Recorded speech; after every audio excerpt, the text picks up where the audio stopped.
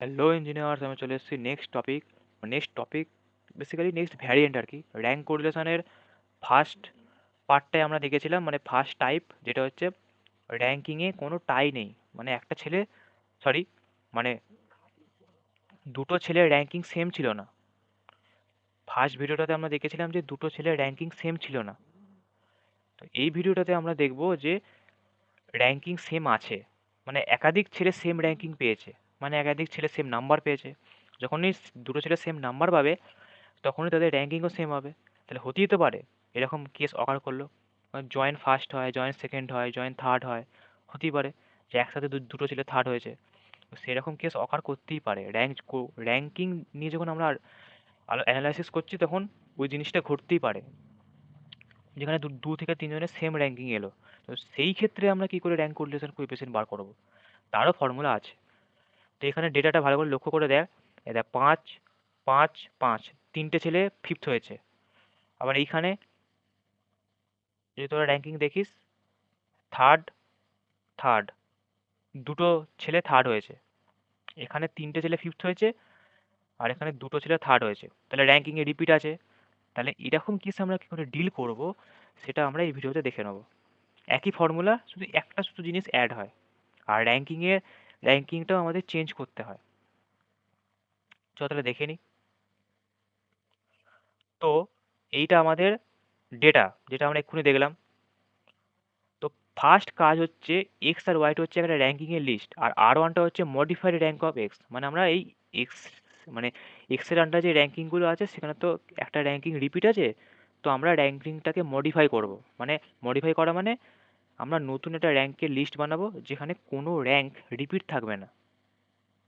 কী করে বানাবো, ভালো করে লক্ষ্য করবি জিনিসগুলো। ফার্স্ট ফার্স্ট র্যাঙ্কিংটা কোথাও রিপিট নেই, তাহলে ফার্স্ট একজনই হয়েছে। তাহলে এখানে লিখে দাও, একের সমান সমান এক। যে সেকেন্ড হয়েছে তার কি, মানে যে সেকেন্ড হয়েছে, আচ্ছা এখানে আরেকটা জিনিস রিপিট আছে, সেকেন্ড। দেখ দুজন সেকেন্ড হয়েছে, তাহলে র্যাঙ্ক রিপিট আছে।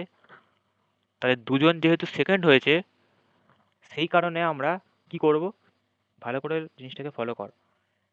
দুজন সেকেন্ড হয়েছে, যদি দুজন সেকেন্ড না হতো তাহলে একজন সেকেন্ড হতো, একজন থার্ড হতো। যারা দুজন সেকেন্ড হয়েছে, যদি দুজনের সেকেন্ড না হতো তাহলে একজন সেকেন্ড হতো, একজন থার্ড হতো। তাহলে এবার সেকেন্ড আর থার্ডের অ্যাভারেজ করলে কত হয়, 2 আর 3 অ্যাভারেজ করলে কত হয়, 2.5। তাহলে আমরা যে সেকেন্ড হয়েছে তার পাশেও 2.5 বসাবো,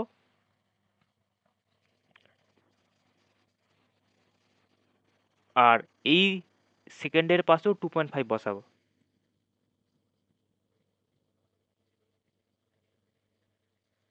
তাহলে বোঝা গেল আমরা জিনিসটাকে এভাবে করব, মানে এটা এটা একটা রুল।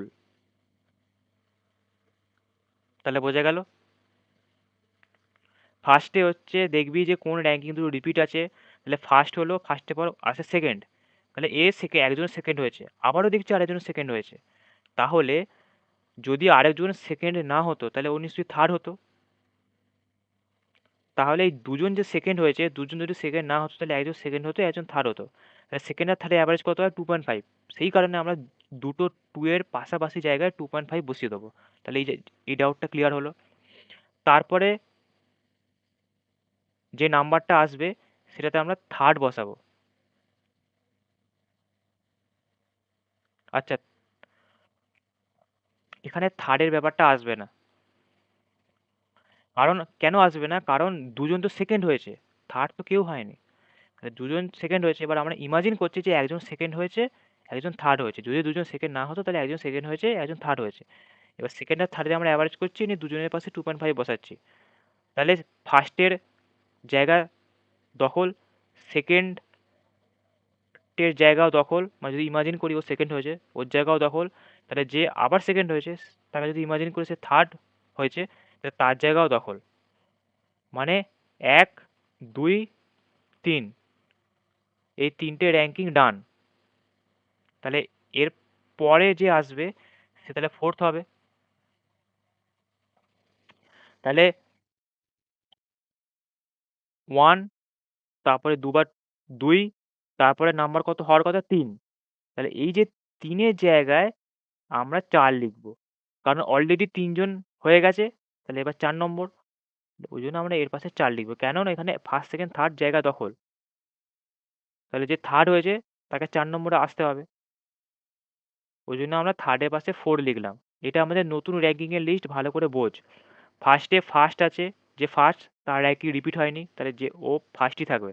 তারপর সেকেন্ড একজন আবার দিচ্ছে, আরেকজন সেকেন্ড হয়েছে, তাহলে র্যাঙ্কিং রিপিট হয়েছে।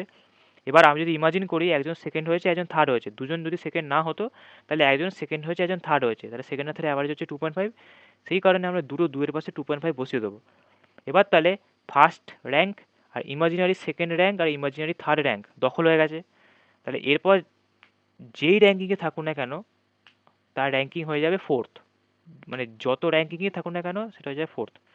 তাহলে ফার্স্ট হলো, দুটো সেকেন্ড হলো, এরপরে কি আসবে থার্ড, আর থার্ডের র্যাঙ্কিংটা হয়ে যাবে ফোর্থ। মিটে গেল। তারপর হচ্ছে থার্ডের পর আসবে ফিফথ, মানে থার্ডের পর আসবে, আচ্ছা ফোর্থ হয়ে গেল, তারপর হবে ফিফথ। নতুন র্যাঙ্কিংয়ের লিস্টটা বলছি, তারপরে হবে ফিফথ। তাহলে ফিফথ কে হবে? ফার্স্ট সেকেন্ড থার্ড হয়েছে, থার্ডের পর এলো ফোর্থ, এই যে ফোর্থ। তাহলে যে ফোর্থ হয়েছে সেই নতুন র্যাঙ্ক লিস্টে ফিফথ হবে। তাহলে এর পাশে আমি 5 লিখে দেবো। তাহলে বোঝা গেল। তারপর হচ্ছে ফোর্থ হয়ে গেল, এবার আসবে ফিফথ। তাহলে ফিফথ এখানে একজন আছে।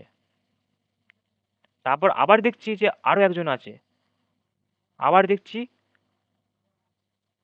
আচ্ছা এখানে ফিফথ তিনজন থাকার কথা, হ্যাঁ এই যে এই একজন আছে। তাহলে দেখছি যে ফিফথ র্যাঙ্কিংটা দেখছি যে 3 জন ওখানে দাঁড়িয়ে আছে, মানে 3 জন ফিফথ হয়েছে। তাহলে কী করে সমস্যা দূর করব? তাহলে আমাদের নতুন র্যাঙ্কিং লিস্টে লাস্ট র্যাঙ্ক হয়েছে ফোর্থ, এরপর ফিফথের প্রয়োজন, সিক্সথের প্রয়োজন, সেভেন্থের প্রয়োজন, কিন্তু সেইগুলো না হয়ে 3 জনই ফিফথ হয়েছে। তাহলে আমরা একইভাবে ইমাজিন করব যে একজন ফিফথ হয়েছে, একজন সিক্সথ হয়েছে, একজন সেভেন্থ হয়েছে।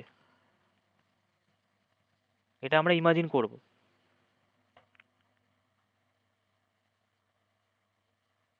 যে একজন ফিফথ হয়েছে, একজন সিক্সথ হয়েছে, একজন সেভেন্থ হয়েছে। তাহলে ইমাজিন করা যে র্যাঙ্কগুলো ফিফথ, সিক্স, সেভেন্থ, এদের অ্যাভারেজ করলে কত হবে? 7।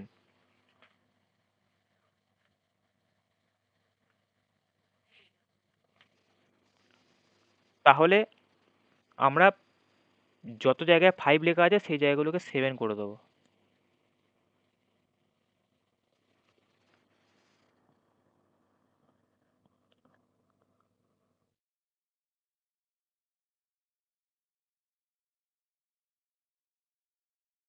তাহলে সেভেন্থ হলো। তাহলে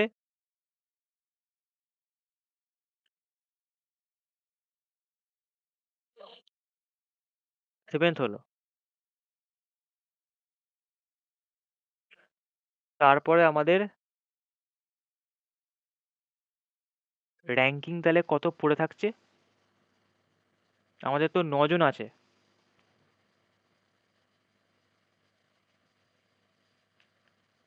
তাহলে এখানে কত হবে?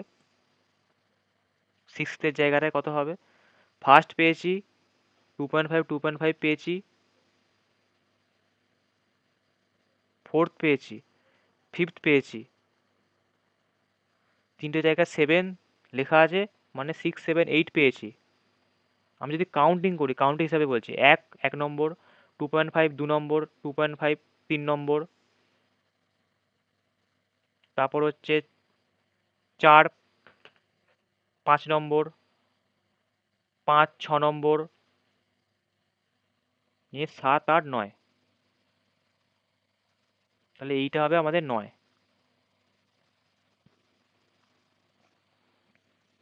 তাহলে বোঝা গেল, এটা আমাদের 9 হবে।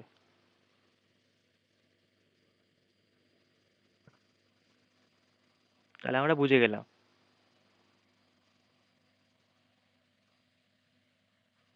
এখানে ভালো করে জিনিসটা লক্ষ্য কর। 1, 2.5, 2.5 মানে সেকেন্ড, থার্ড, তারপরে ফোর্থ র্যাঙ্ক আছে, ফিফথ র্যাঙ্ক আছে, তিনটে আছে 7, সেটাকে একটা 6 ধরলাম, একটা 7 ধরলাম, একটা 8 ধরলাম। তাহলে আর কোন র্যাঙ্কিংটা বাকি আছে? 9। সেটাই আমরা লিখলাম। বোঝা গেল কিভাবে হচ্ছে? এরপরে নেক্সট R2, R2টা করবো, তাহলে আবার রিভাইস হবে, আরও ক্লিয়ার হবে। এখানেও ফার্স্টে যে র্যাঙ্কিংটা রিপিট আছে সেটা গোল পাকিয়ে নেবে। কোন র্যাঙ্কিংটা রিপিট আছে এখানে? থার্ড রিপিট আছে। হলো? এবার যে ফার্স্ট হয়েছে সে ফার্স্টই আছে,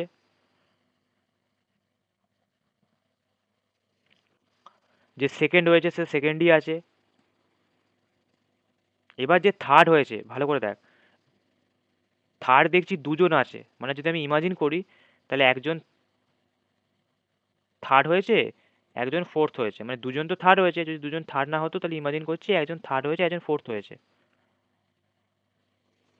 অর্ডারটা মেনটেন করবি, মানে কাউন্টিংটা পরপরই করবি। ফার্স্ট বসালি, সেকেন্ড বসালি, তারপর দুটো থার্ড পেয়েছিস, তো কি হয়েছে? থার্ড, ফোর্থ পজিশনে আছে। আমি যদি আমি এর শেষে একটা ট্রিক বলবো, তাহলে তোরা বুঝতে পারবি, নাহলে তোদের এখনই বলি। জাস্ট একটা জিনিস দেখাচ্ছি তোদের। ধর এই যে র্যাঙ্কিং এর লিস্টটা, মানে ওয়াই এর র্যাঙ্ক অফ ওয়াই, এই যে লিস্টটা, এটা আমরা যদি শর্টেড অর্ডারে লিখি তাহলে কি হবে? 1, 2, 3,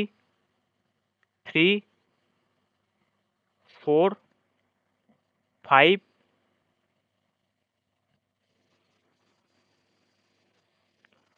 6, 7, 8, মনে হয় এরকমই আছে। যদি শর্টেড অর্ডারে লিখি দেখ ভালো করে, 1, 2, দুটো 3, 4, 5, 6, 7, 8, নাইন্থ র্যাঙ্কটা নেই। তাহলে আমরা যদি শর্টেড অর্ডারে সাজাই র্যাঙ্ক অফ ওয়াই এর আন্ডারে যা যা আছে, তাহলে এরকম দেখতে হয়।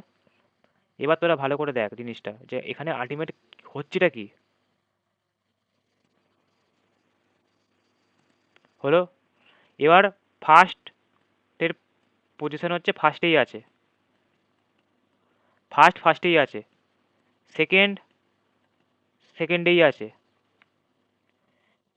থার্ড, মানে সরি এখানে তিন, তিন যে নাম্বারটা, এটা থার্ড পজিশনে আছে। পরের যে তিনটা সেটা কিন্তু ফোর্থ পজিশনে আছে, সেটা কিন্তু ফোর্থ পজিশনে আছে।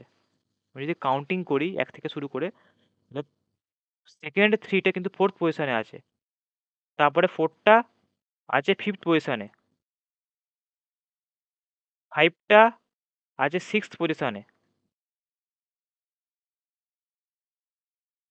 সিক্সটা আছে সেভেন্থ পজিশনে, সেভেনটা আছে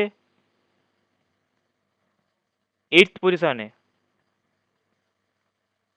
আর লাস্টের যে এইট সেটা আছে নাইন্থ পজিশনে। তাহলে বোঝা গেল যে প্রতিটা নাম্বার, প্রতিটা র্যাঙ্কিংয়ের নাম্বার কোনটা কোন পজিশনে আছে। এবার তোরা ভালোভাবে বুঝতে পারবি। এবার প্রতিটা নাম্বারের নিচে আমি যে র্যাঙ্কিংগুলো লিখেছি সেগুলোকে লক্ষ্য কর। ফার্স্ট নিচে ফার্স্ট লিখেছি, তাই এখানে 1 বসিয়েছি। সেকেন্ডের নিচে মানে 2 এর নিচে সেকেন্ড লিখেছি, সে কারণে এই 2 এর পাশে আমি 2 বসিয়েছি। এই 3 এর পাশে থার্ড লিখেছি, আবার তারপরেও যে 3টা আছে তার নিচে ফোর্থ লিখেছি। তাহলে একটা 3-এর নিচে থার্ড লিখেছি, একটা 3-এর নিচে ফোর্থ লিখেছি। তাহলে যেহেতু দুটো সেম নাম্বার দুটো ডিফারেন্ট পজিশনে আছে, তাই আমরা এই দুটো পজিশনে অ্যাভারেজ করছি। মানে 3টাও থার্ড পজিশনে আছে, আবার পরে আরেকটা 3 সেটাও থার্ড পজিশন, মানে একটা 3 থার্ড পজিশনে আছে, আবার আরেকটা 3 ফোর্থ পজিশনে আছে, কিন্তু আলটিমেট নাম্বারটা তো 3। মানে মানে 3 একবার থার্ড পজিশনে আছে আর একবার ফোর্থ পজিশনে আছে। এরকম যদি ঘটনা ঘটে তাহলে আমরা কি করব, দুটো পজিশনে অ্যাভারেজ করব। তাহলে 3 আর 4 যদি অ্যাভারেজ করি দাঁড়ায় হচ্ছে 3.5, দাঁড়াও 3.5 মানে 3.5, এরকম আমি লিখছি তো সুবিধা হবে, 3.5। এবার তাহলে এই 3.5টা আমরা এই তিনের ক্ষেত্রেও লিখব, এই তিনের ক্ষেত্রেও লিখব। তাহলে লিখে দিই 3.5 আর একটা যে 3 আছে ওটা একটু ওপরে আছে,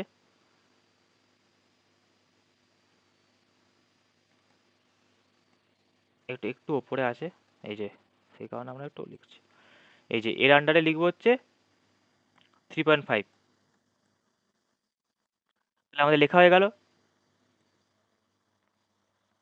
এবার হচ্ছে আমাদের মিটে গেল।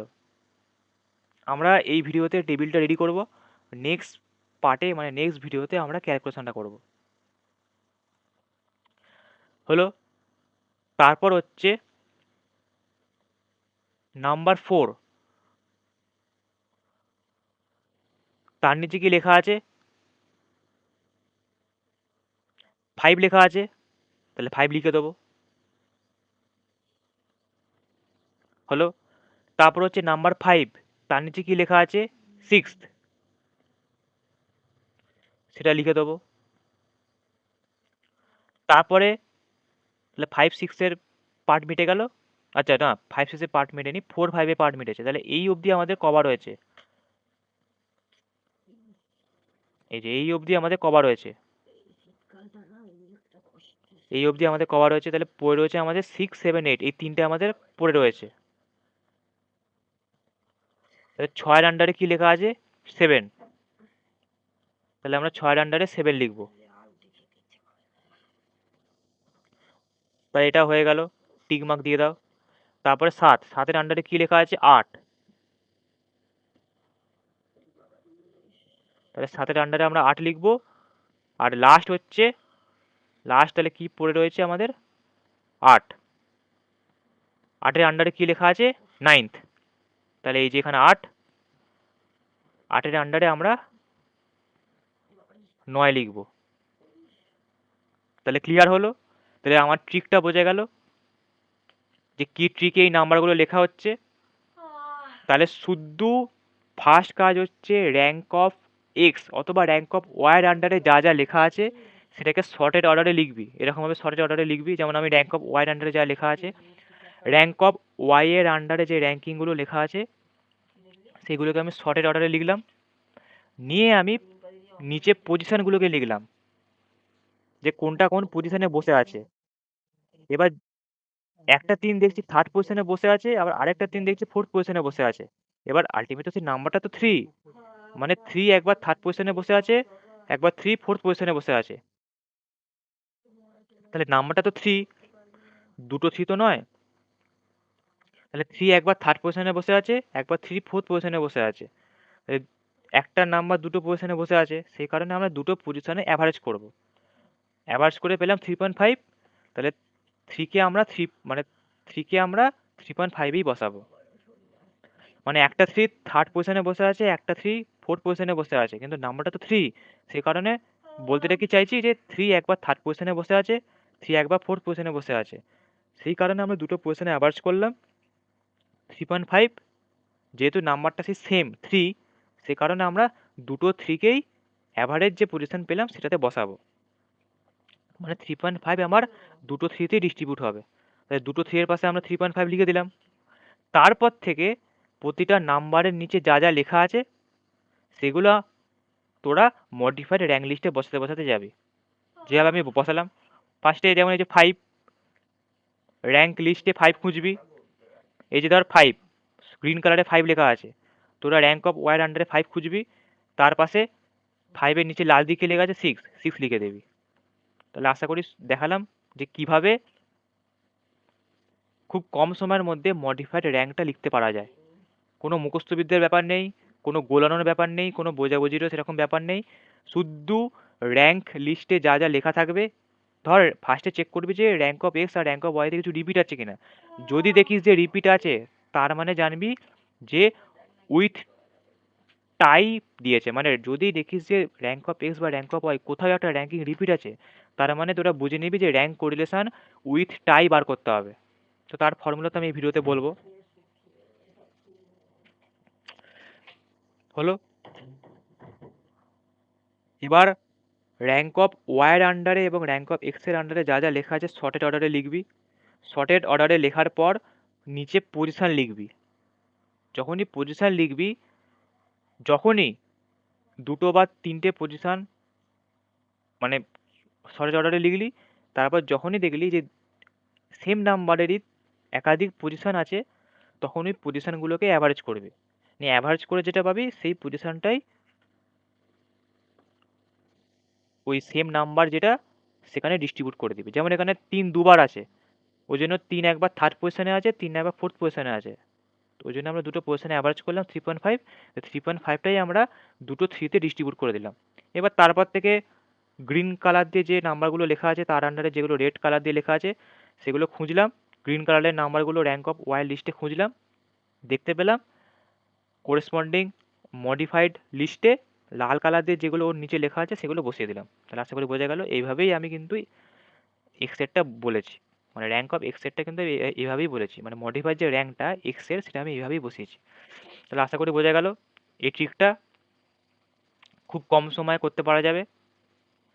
তারপরে আমাদের কাজ হচ্ছে R1 মাইনাস R2 বার করা, মানে দুটো দুটো ডিফারেন্স বার করা। দুটো ডিফারেন্স হচ্ছে, ফার্স্ট হচ্ছে সহযোগ করে করব 3.5 3 7 মাইনাস 7 0 1 মাইনাস 5 হচ্ছে -4। ডি এর ভ্যালু কিন্তু মাইনাস আসতেই পারে, ডি এর ভ্যালু মাইনাস আসতেই পারে, কিন্তু ডি স্কোয়ার আমাদের পজিটিভ হয়ে যাবে, কারণ অবভিয়াসলি নেগেটিভের স্কোয়ার পজিটিভই হয়। তারপর হচ্ছে আমাদের 3.5 সরি 2 পয়েন্ট, সবসময় R1 থেকে R2 পাওয়া যাবে। 1 মাইনাস 5 মাইনাস 4 2.5 মাইনাস 3.5 হচ্ছে আমাদের 1। 7 মাইনাস 2 হচ্ছে 5। 5 মাইনাস 6 হচ্ছে -1। 9 মাইনাস 8 হচ্ছে 1। একটু ওপরে ওঠাই,